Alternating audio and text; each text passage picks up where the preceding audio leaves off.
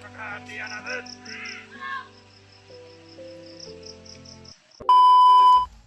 Tuloy. Hindi tayo ulit sa ating paglalak na yun ito. So, nakatakbo natin sila AG mga tol.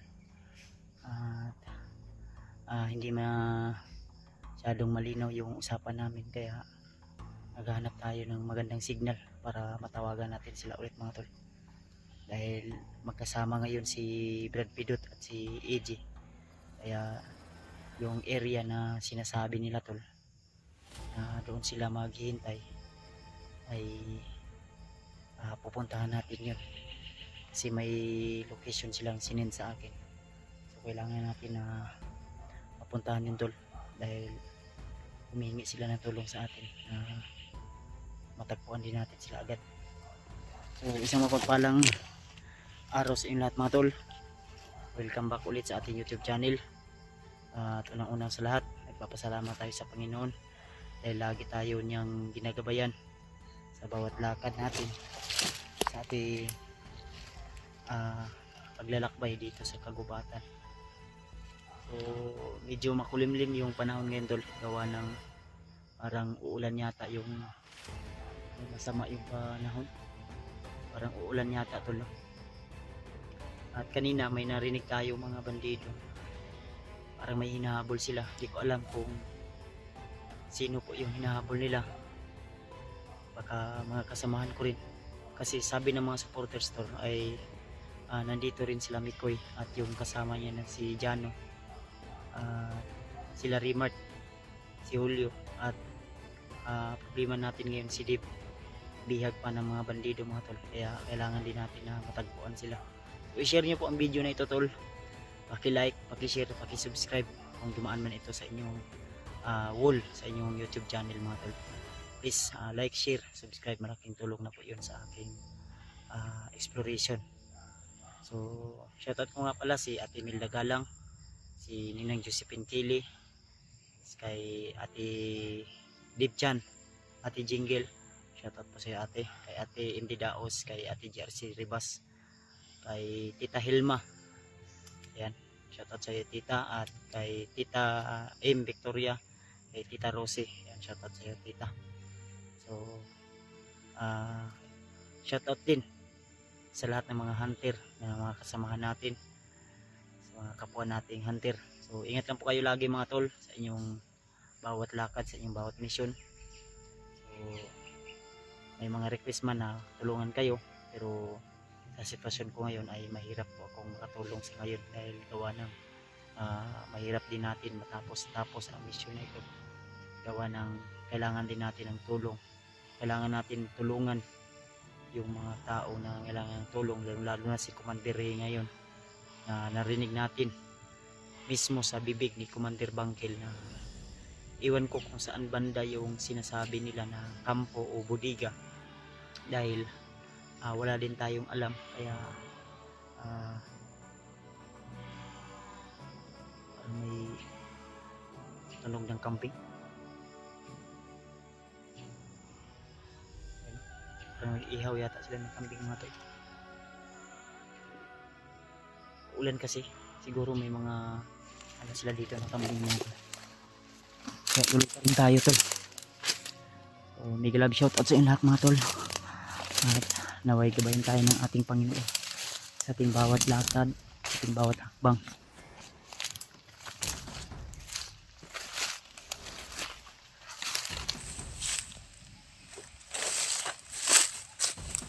May busis ang hunter.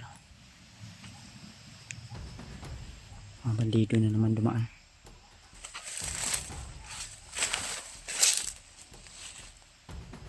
May mga bandido na naman ang dumaan tol dyan. Ayun, medyo may kalayuan.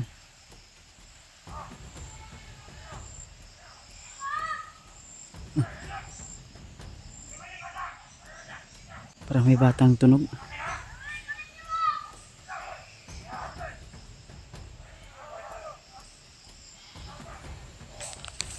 Parang may bata silang bihag Busis ng bata yun tol.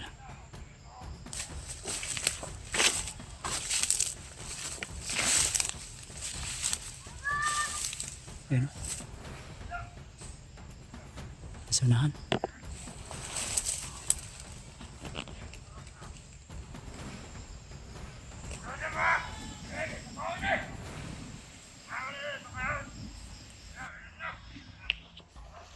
Marami sila. May boses na. Bata.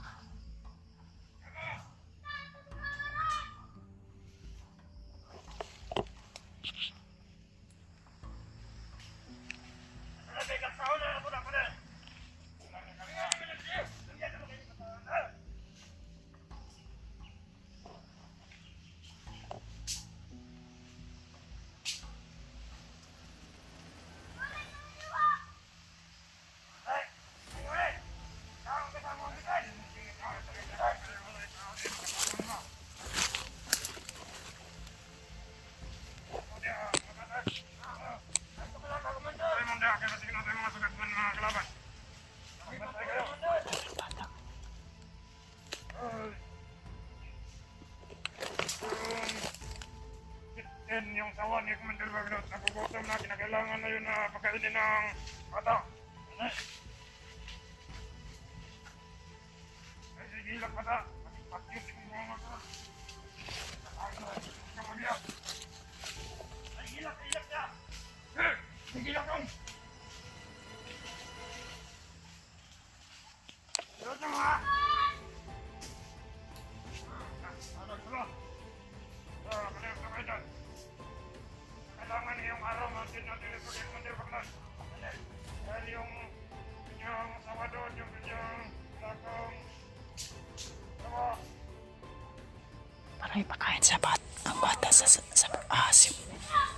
Para ipakain sa ahas, tol.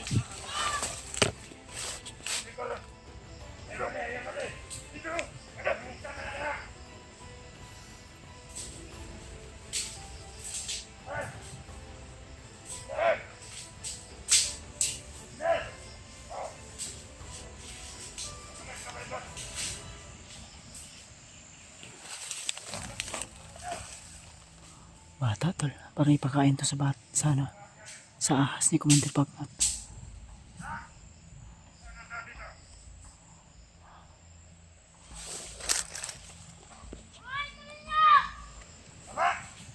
Sana ka mga likabang sa amin. Kaya sa Hawaii ka. Oh, pwede o pwede natin ka ng student.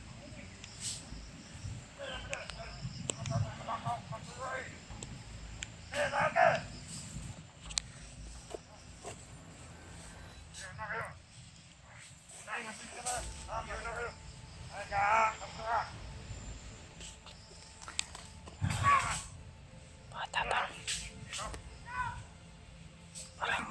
Bata yung bihag nila ngayon.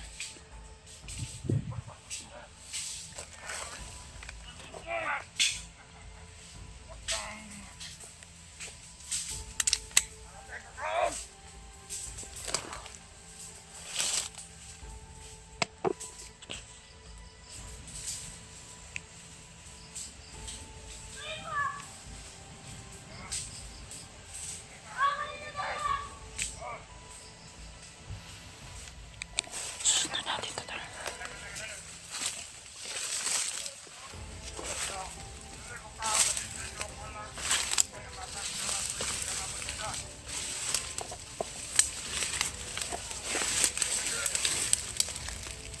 Hindi daw kakain ng patay yung ahas ni Commander Bagnot. Kaya dadalhin daw nila na buhay yung bata doon sa ano. Kailangan na buhay itong bata pagdating sa kay Commander Bagnot. Ayan. Yung kanyang bitin, yung kakain ng patay. Hindi daw kakain ng patay, tol. Kailangan ng kalaban ito. So ang bata na ito, tol, ay binihag nila para ipakain sa ahas ni Commander Bagnot. Yung bata gustong makawala pero yung parang commander nila, tol. Kasi marami sila, tol. Pinadala niya ako ng maraming tawad. Pinapok yung bata, man.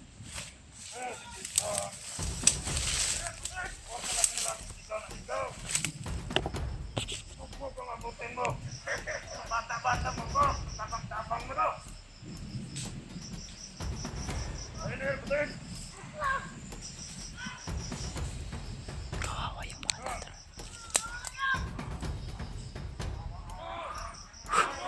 Saan ka nila kinuha? Wala kaming awa sa bata. Dahil mas maawa kami kay Commander Magmanet. Dahil ang kanyang tawa doon ay wala nang naikain dyan.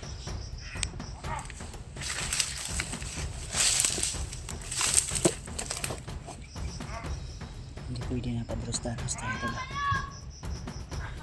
Kailangan makakuha natin yung bata.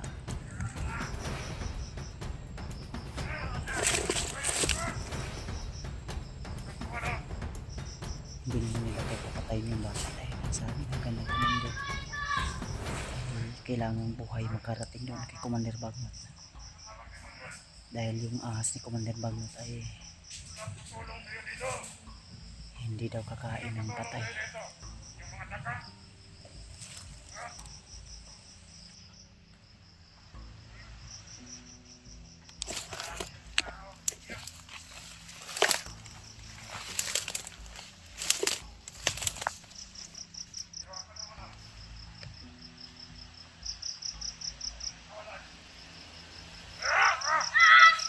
Pagpadala natin yan kay Commander Bagnot, malaki yung pirang pagkahatian natin.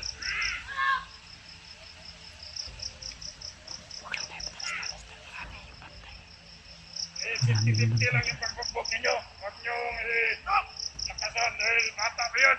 Hindi yan kagaya natin, malakas na yung mga buto natin.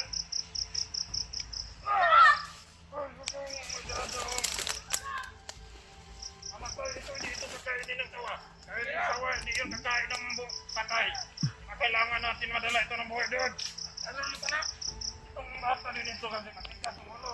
Nagisiga ng tiga, kaya nabubugbog ko.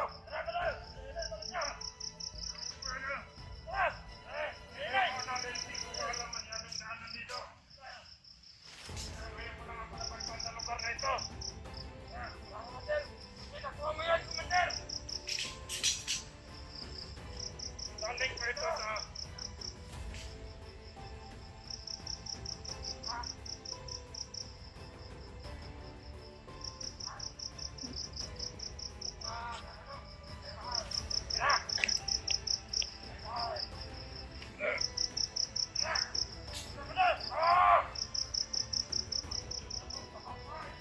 apa itu?